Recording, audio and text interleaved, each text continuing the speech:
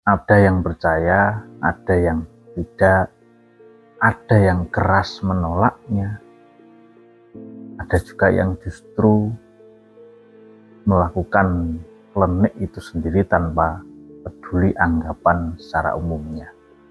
Terlepas dari apapun arti dan anggapan tentang klenik, bahwa klenik adalah tradisi dan budaya yang tumbuh dari masyarakat Jawa zaman dulu, yang sampai sekarang masih melekat dan mengakar di setiap kehidupan masyarakat. Meskipun banyak orang yang mengaku tidak percaya klenik, namun satu sisi mereka malah justru melakukan klenik itu sendiri. Karena mungkin kebutuhan, karena mungkin sebuah nalurinya tentang kebutuhan secara spiritual.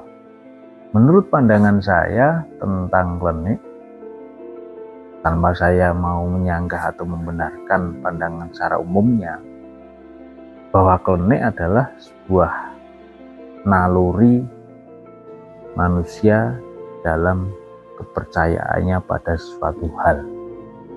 Sebagai contoh, keyakinan-keyakinan tentang contohnya tempat angker yang di sana ada penunggunya, keyakinan tentang pohon besar yang di sana ada danyangnya, juga keyakinan terhadap jimat, benda pusaka, dan mantra contohnya.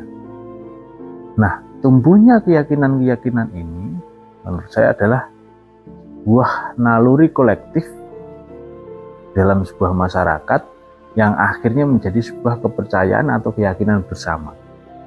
Lalu jika menilik dari tulisannya Daniel Kev dalam bukunya The Social Theory of Magic, di dalamnya tertulis bahwa kepercayaan masyarakat dengan hal magis atau klenik tidak hanya dapat ditemukan di zaman batu atau zaman kuno saja. Bahkan di setiap zamannya manusia akan selalu bertalian erat dengan hal-hal yang bersifat magis. Nah, magic itu kan sesuatu hal yang belum atau tidak masuk di akal dan logika. Nah, sekarang klenik yang lebih modern lagi ada, yaitu contohnya adalah HP. Kebanyakan pengguna HP tidak mau tahu dan bahkan kebanyakan juga tidak tahu tentang bagaimana sistem HP itu berjalan.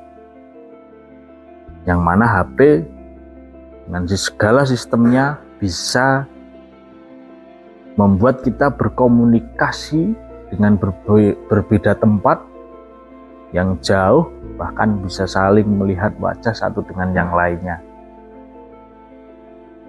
Lalu tidak bagi yang membuat HP, tidak bagi yang tahu tentang sistem dan logika sistem berjalannya HP. Bagi yang tidak tahu tentang sistem dan proses berjalannya HP membantu kita, maka itu adalah magic. Itu adalah magic. Tapi bagi pembuatnya itu bukan magic lagi. Nah, HP ini bisa jadi sekarang ini menjadi klenik modern. Yang kalau zaman dulu itu mungkin jimat. Nah, kalau zaman dulu orang tidak membawa jimat, itu sama seperti kita sekarang lupa membawa HP, lupa tidak membawa HP. Itu sama perasaannya, sama gelisahnya.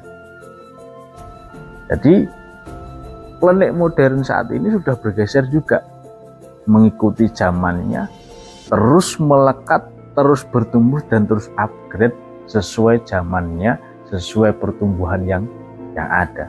Barangkali suatu saat nanti kleniknya nanti juga akan bertumbuh melalui sistem-sistem perkembangan zaman yang barangkali di situ kita sekarang menganggapnya mustahil, menganggapnya tidak masuk akal.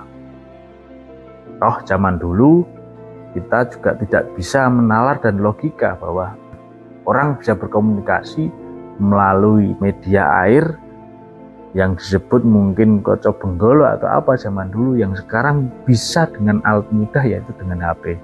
Pada saat dulu ada yang namanya telepati dan sebagainya, yang sekarang semuanya terangkum di dalam HP.